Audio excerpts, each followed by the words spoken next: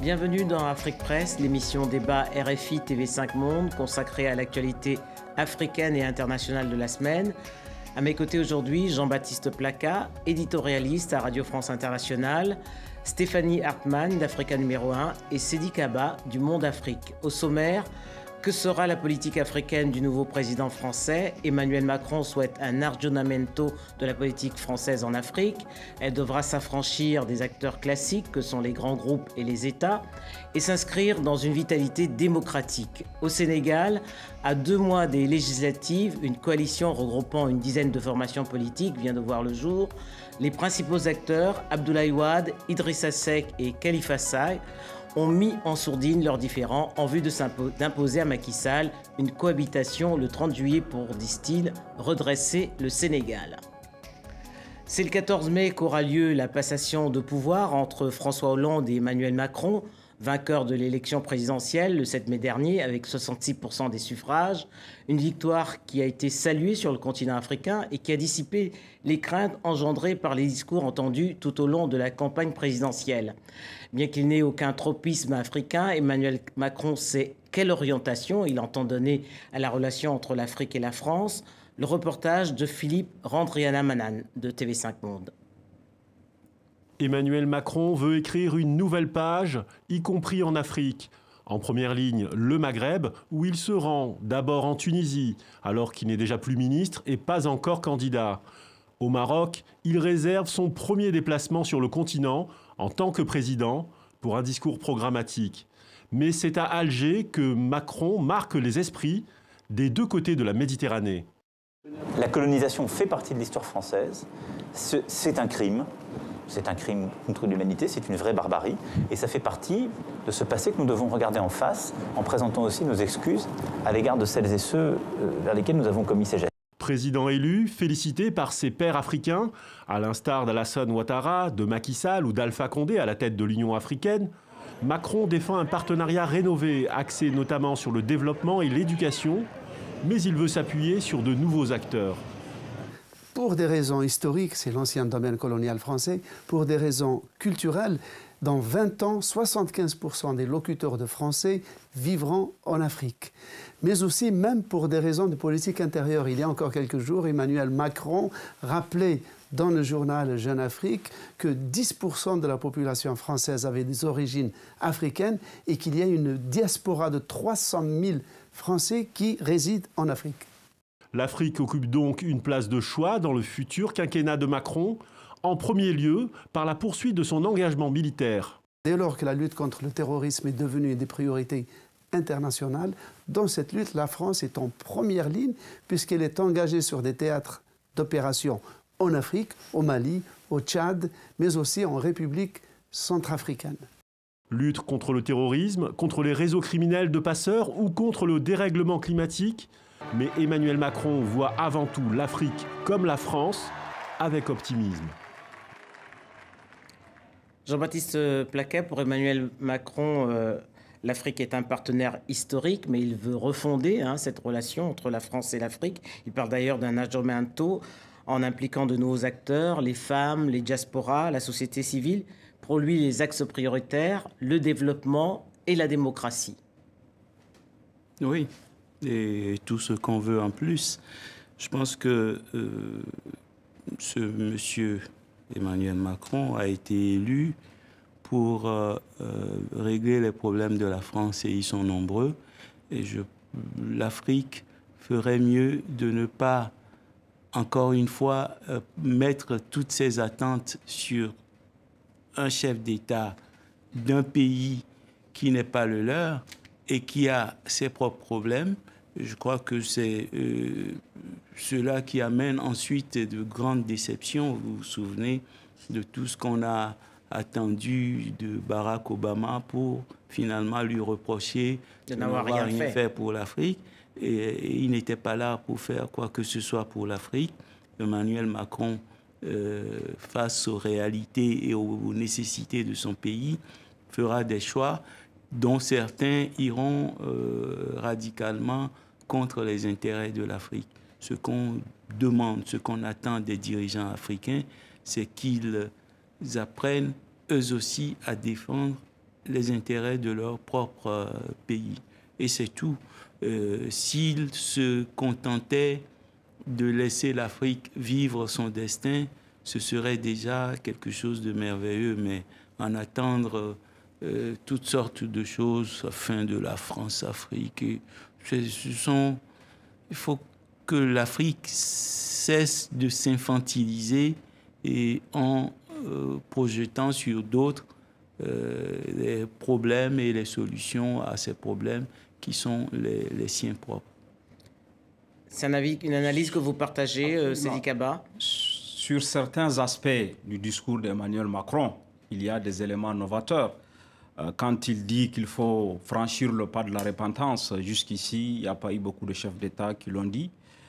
Quand il dit qu'il faut actionner de nouveaux leviers tels que les petites et moyennes entreprises, au lieu de continuer à déverser de l'argent au niveau des États, c'est également un aspect qu'on peut saluer. Quand il dit par exemple, il faut que les armées africaines montent en puissance pour assurer elles-mêmes la sécurité du continent, plutôt que de voir la France projeter des forces comme elle a fait au Mali, comme elle a fait en Centrafrique. Tout ça, c'est des éléments qu'on peut accueillir favorablement. Mais il reste, comme il a été dit, fondamentalement, Emmanuel Macron est le président de la France. Il va défendre les intérêts de Total au Gabon, il va défendre les intérêts de Areva au Niger. Il appartient aux autorités de ces pays-là de s'organiser pour défendre les intérêts. Il ne faut pas rêver que voilà, Emmanuel Macron va changer les choses radicalement. D'autant qu'on a déjà eu ce type de promesses. Souvenez-vous de ce que François Hollande a promis. Souvenez-vous même, on a vu en novembre, vous y étiez d'ailleurs, la façon dont Hollande a boudé le président Kabila. On disait que c'était la nouvelle ère, que les choses vont se passer autrement. À la fin du mandat de Hollande, aucune des promesses n'a été tenue parce que simplement Hollande est élu pour défendre les intérêts de la France, y compris en Afrique. Donc c'est aux Africains de défendre les intérêts. Et je suis sûr qu'à l'heure du bilan, certaines des promesses ne seront pas tenues.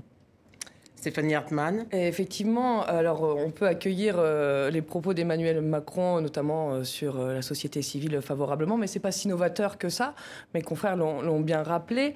Même s'il y a des volontés de rupture, alors parfois c'est ce que rappelle Venance Conan dans un édito qu'il a publié à Fratmat, Bienvenue au Gondwana, Monsieur Macron, où il rappelle de toute façon que beaucoup de ses dirigeants vont venir frapper au Palais de l'Élysée ou voilà, vont vouloir renouer de ces liens. Ce qu'on peut dire sur la politique africaine, entre guillemets, de Macron, je ne suis pas sûr qu'il faille déjà avoir une politique spécifique envers l'Afrique de la part de la France, mais ce qu'on peut en dire, c'est ce qu'on voit, ceux qui en disent pour lui. Parmi ces réseaux africains, on peut citer Jean-Michel Severino, l'ancien président de l'Agence française de développement, qui est aujourd'hui un fonds d'investissement sur l'Afrique, Lionel Zinsou, ancien Premier ministre du Bénin, mais surtout président d'une fondation Africa-France pour la croissance partagée entre la France et l'Afrique. Et je vous rassure que ce n'est pas la France qui va partager sa croissance. Et enfin, on a aussi dans cette sphère-là Fodé Silla, qui était consultant pour Areva, alors voilà, qui n'est pas forcément dans le réseau immédiat d'Emmanuel Macron, mais ça donne un aspect de la politique africaine de la France où Emmanuel Macron, c'est une politique qui va effectivement défendre les intérêts français, qui voit l'Afrique sous le prisme de l'aide au développement. Mais l'aide au développement, c'est pas aider les Africains, c'est permettre aux entreprises françaises d'avoir aussi des marchés, de maintenir une certaine influence. Donc ça va clairement dans ce sens-là. Et il ne faut pas effectivement que les Africains attendent quoi que ce soit d'Emmanuel Macron sur la défense de la démocratie aux dépens des intérêts français. Je pense dans un pays notamment comme le Congo-Brazzaville. D'ailleurs, quand on voit la place de Jean-Paul Delevoye dans le dispositif d'En Marche, on peut s'interroger sur ce que sera les relations entre la France et le Congo. Et en tout cas, on imagine mal dans ce contexte Emmanuel Macron donne des leçons à Jean-Baptiste Placard. C'est bien de parler de Jean-Paul Delevoye, qui est un monsieur respectable. Très proche de Denis Sassou Nguesso. Hein. Ah, voilà. Et qu'est-ce que ça va donner concrètement par rapport aux Congolais qui attendent tant de choses de la France, par rapport à la démocratie dans leur pays, par rapport comment dit-on, au fait que tout est gelé. Hein, l'avenir même de ce pays est gelé parce que tout est centré autour d'une famille, d'une personne, ainsi de suite. Et est-ce que M. Delevoye, qui est quelqu'un que Emmanuel Macron écoute forcément, va décevoir, entre guillemets, ses anciens amis africains, parce qu'on ne savait pas qu'il allait revenir dans le jeu politique en France. Il y revient d'une manière inespérée pour Denis Sassou Nguesso. Oui, je voudrais qu'on s'arrête un peu sur l'aide publique au développement, parce que Emmanuel Macron a parlé d'impliquer l'Europe pour soutenir, pour accompagner l'aide publique au développement, et elle serait conditionnée au respect des accords signés entre les États africains et la France, notamment à propos du retour ou pas des migrants qui ne sont pas habilités à entrer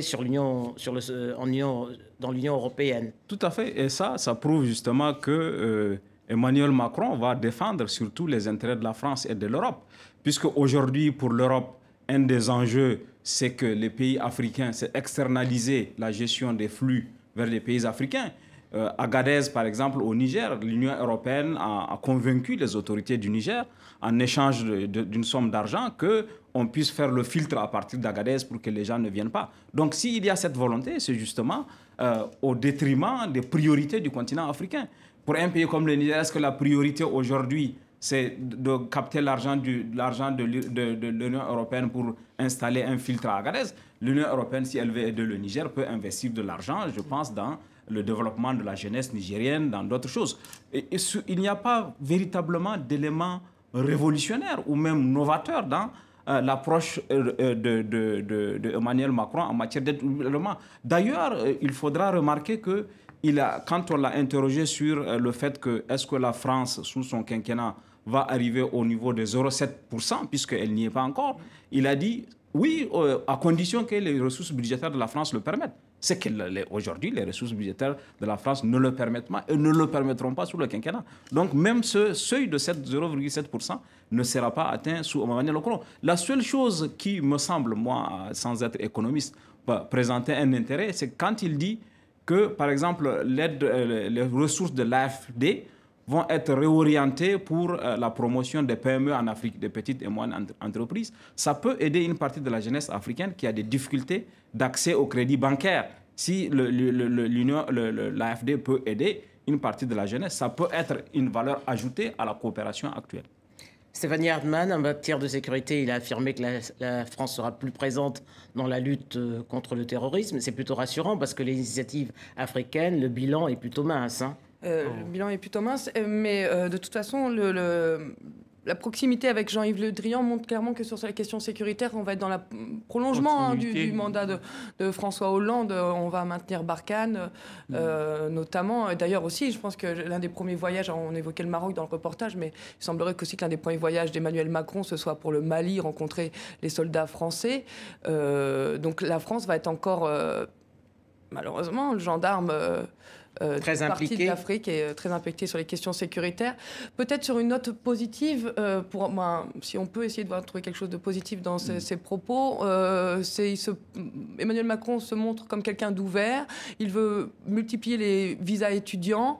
Donc voilà, on espère que justement ce sera plus facile pour les étudiants de venir en France et que la France sera moins avare de visas et qu'elle améliore l'accueil dans ses ambassades. Juste sur la sécurité, je pense que si jamais il arrivait à mettre en place la promesse d'accompagner la montée en puissance des forces africaines, de toute façon, à mon avis, si on veut avoir une solution sur la durée, il faut aider les Africains eux-mêmes à assurer la sécurité du continent. Cette promesse avait été faite en décembre 2013, lors du premier sommet de l'Élysée sur la sécurité en Afrique. La France s'était même engagée à former 25 000 soldats africains. Aujourd'hui, 3 ou 4 ans après, on est loin du compte. Mais donc, si on arrive à faire cela, et de toute façon, c'est dans l'intérêt aussi de la France de former parce qu'on a vu avec l'exemple de Barkhane, le bilan n'est pas élogieux. 3500 soldats pour quadriller de la Mauritanie à N'Djamena, de la Mauritanie au Tchad, en passant par tout le Sahel. C'est clair qu'on ne peut pas faire du miracle avec un petit clin d'œil pour terminer, Jean-Baptiste Placas, sur l'âge du président. L'Afrique aussi a connu des présidents très jeunes. C'est de cela que je voulais parler. L'élection d'Emmanuel Macron est une excellente chose pour la France. D'abord, et presque exclusivement pour la France, c'est bien pour ce pays et ce peuple de se rajeunir subitement de cette façon à travers son président. Et vous êtes encore un peu jeune, mais quand je demande à mes amis où est-ce qu'ils étaient, qu'est-ce qu'ils faisaient à 39 ans, nous étions tous dans des positions où on avait envie de changer le monde et de faire des choses et surtout de réussir. Et je crois que ça, c'est la grande chance pour ce pays d'avoir un président de cet âge qui n'a pas les complexes et les penchants paternalistes de certains. L'Afrique aussi a connu des présidents très jeunes. Hein. Joseph Kabila, 31 ans, oui, Amadou Ahidjo, 36 ans, et puis Omar Bongo, à 32 ans. S'il vous plaît, ne mettez pas Joseph Kabila et Amadou Ahidjo sur le même plan. Il a accédé au pouvoir à 31 ans, non, quand mais même. Que quelqu'un hérite d'un pouvoir conquis déjà par la force, par son père, c'est une chose. Mais Amadou Ahidjo faisait partie de ceux qui ont conduit leur pays à l'indépendance. Effectivement, en ces années-là, il y avait des ministres des Finances à 26 ans, etc. à travers Sankara les pays. était un jeune président. Oui, 36 ans aussi. À 2 mois des législatives, la création de la coalition Manko-Taxo Sénégal est un pas décisif, ont affirmé les leaders qui en sont membres. Parmi les principaux acteurs, on retrouve l'ancien président Abdoulaye Wade qui dirige le PDS, Idrissa Seck, l'ancien Premier ministre, leader de Rewmi, et Khalifa Sall, le maire de Dakar. Pour quelles raisons les ennemis d'hier ont-ils choisi de faire bloc? Je vous propose d'écouter la réponse d'Amadou Sall du PDS. La diversité de la composition et des membres qui composent cette coalition résume à elle seule son sérieux et la volonté ferme que nous avons de mettre un terme à ce régime. L'objectif, ce n'est pas la cohabitation. L'objectif, c'est de rééquilibrer les institutions, de faire en sorte que ce pays-là fonctionne régulièrement et non pas comme aujourd'hui, c'est un clan familial, un clan d'amis, j'allais dire c'est la République des copains et des coquins, il faut y mettre un terme. Ce n'est pas possible d'être dans un pays où presque tous les ténors de l'opposition ont été ou restent en prison. On élimine ces opposants en offrant aux Sénégalais, aux citoyens, une perspective, en leur offrant une politique à laquelle ils adhèrent et non pas en éliminant physiquement ses adversaires. Jean-Baptiste Plaka, une réaction au propos d'Amadou Sall?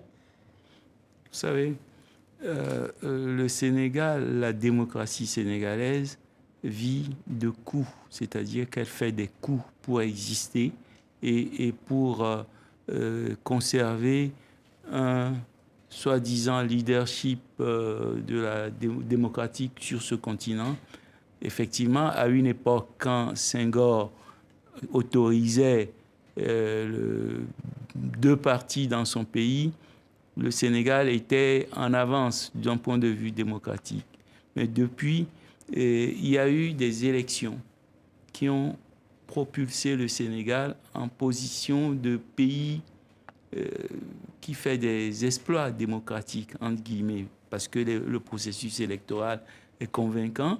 Mais tout de suite après, il y a toujours comme une déception, une dégradation ou une mauvaise gestion de la démocratie qui fait que les anciens amis se regroupent contre celui qu'ils ont porté au pouvoir, parce que c'était déjà la même chose en l'an 2000 avec tout cet attelage hétéroclite qui allait des trotskistes aux confins de l'extrême droite autour d'Abdoulaye Wade pour chasser, entre guillemets, mettre un terme, comme il le dit, au pouvoir d'Abdou Diouf. Et puis après, les mêmes se sont regroupés ensuite pour chasser Wade du pouvoir.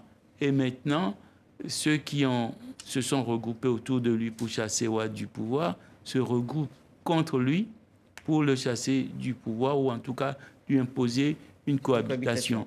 Je pense que ce sont des coups que fait la démocratie sénégalaise. Elle n'avance pas et c'est triste. Non, fondamentalement... Il y a Abdoulaye Wade caresse aussi une revanche, là. Absolument. Wade est à la manœuvre, c'est manifeste. C'est lui le leader de cette coalition. Et même, je crois, il utilise de son aura pour convaincre les gens d'y aller. Il a invité les uns et les autres à s'associer à ce projet, dont le seul dénominateur commun est justement l'éviction, ou en tout cas à empêcher Macky Sall de pouvoir exercer véritablement. Pleinement. Parce que fondamentalement, c'est plus qu'hétéroclite. Si vous prenez le seul exemple du PDS, il y a 3 courants du PDS dans la... Il y a le courant de Modo Fada, l'ancien ministre de l'Environnement de Wade. Il y a le courant de Raoumi avec Idrissa Seck. Et il y a le PDS originel de Abdoulaye Wade lui-même. Donc ça prouve quand même le caractère un peu hétéroclite, sans compter maintenant les Khalifa Sall, etc. Donc il y a justement comme une sorte de remake, comme des choses qu'on avait déjà vécues au Sénégal, quand les gens s'étaient mis d'accord en disant que l'urgence aujourd'hui, la contradiction principale, comme disent les marxistes, c'est de chasser Abdou Diouf du pouvoir, ensuite on verra. Donc apparemment, là aussi, c'est une sorte de dire on va imposer une cohabitation à Macky, ensuite pour le reste on verra. Sinon, certains greffes qui sont faits au régime, je pense qu'on peut le faire dans le cadre de l'espace démocratique qui existe aujourd'hui au Sénégal. Stéphanie Atman, quelles sont les chances de succès de cette coalition ? On va s'en rendre compte aux élections législatives du 30 juillet prochain. Il faut savoir aussi que cette coalition a été aussi accélérée par l'emprisonnement de Khalifa Sall. Alors, comme viennent de le dire mes confrères, effectivement, c'est pas nouveau. 2012 aussi avec Abdoulaye Wade. Alors, Jean-Baptiste parlait d'une démocratie finalement qui était une chimère qui avançait plutôt par coups. Moi, j'ai l'impression que c'est aussi ce jeu-là, la transhumance, de les ennemis d'hier deviennent les ennemis d'aujourd'hui, qui fait le jeu de l'alternance aussi, qui permet l'alternance au Sénégal. Et ce dont on se rend compte avec cette coalition, c'est qu'effectivement, Abdoulaye Wade garde la main sur le PDS aussi, surtout le Parti démocratique sénégalais, et qui a beaucoup de mal finalement à passer à autre chose. Et ça remonte aussi à la difficulté de ces partis aussi à se renouveler. À se renouveler, peut-être même avoir une vie démocratique en leur sein. Et ce sera... alors, est-ce que cette coalition va être aussi forte que celle de 2012, Beno Bokk Yakaar, qui avait chassé Abdoulaye Wade, où là, il y avait un vrai contentieux sur la gestion politique et sur la volonté d'Abdoulaye Wade de se maintenir. C'est les élections, c'est le 30 juillet qui vont nous le dire, mais effectivement, peut-être, ça va dépendre de la hauteur du mécontentement. Plus le mécontentement sera fort, plus cette coalition sera forte. Abdoulaye Wade garde-t-il vraiment encore les rênes du PDS tout en étant hors du Sénégal? Non, mais parce qu'il a eu du mal à imposer ou à mettre son fils vraiment aux commandes du PDS. Donc, il est en train de travailler pour son fils. Alors que, à l'âge qu'il a, il aurait mérité de se reposer pleinement. Mais pourquoi il fait ça? Parce que il a une revanche à prendre sur Macky Sall et c'est tout. Il y a une rancune personnelle. Voilà, on ne sait pas où est l'intérêt du peuple sénégalais dans tout ce qui se joue là. Pour Macky Sall, il fait pas des miracles, mais je sais pas. On a le sentiment que les politiques sont le frein à la démocratie et que les vrais démocrates dans ce pays, c'est le peuple sénégalais. Seydi Kaba, la présence de Khalifa Sall au sein de cette coalition signe aussi la scission au sein du PDS. Absolument. Et je pense que c'est ça la mauvaise nouvelle pour Macky Sall. En fait, il est vrai que la coalition est très hétéroclite, mais elle se forme à un moment où la coalition autour de Macky aussi est fragilisée par un certain nombre de difficultés intérieures. Quand on prend le PS, le Parti socialiste, il y a l'aile de Tanor qui est fidèle à Macky Sall, mais il y a Aïssata Tall aussi qui est parti de son côté. Il y a Khalifa Sall qui est maire de Dakar encore, même s'il est en prison, qui est parti de son côté. Donc il y a un affaiblissement du PDS qui pourrait affaiblir la coalition. La majorité présidentielle. La majorité présidentielle. Stéphanie Hartmann. En effet, tout à fait d'accord avec ce que vient de dire Seydi Kaba. Ce qu'on peut souligner aussi, c'est ces élections législatives. Alors, comme le rappelait Jean-Baptiste, malheureusement, on a l'impression que c'est pas le peuple sénégalais qui est au cœur de ces élections. Il y a une nouveauté, c'est qu'il va y avoir quand même 15 députés pour les Sénégalais de l'étranger. Donc voilà, ce sera aussi l'occasion peut-être de faire moins de politique, moins de tractation comme ça entre des partis, les coalitions, et peut-être voilà, pour ces députés de rendre service aux gens qui vont représenter. En tout cas, du côté de la majorité présidentielle, on ne semble pas s'inquiéter. C'est la fin d'Afrique Presse. Merci à Jean-Baptiste Placa, éditorialiste à RFI, à Stéphanie Hartmann d'Africa numéro 1 et Seydi Kaba du Monde Afrique, ainsi qu'aux équipes techniques et rédactionnelles d'Afrique Presse. Vous pouvez revoir et réécouter cette émission sur les sites de TV5 Monde et de RFI.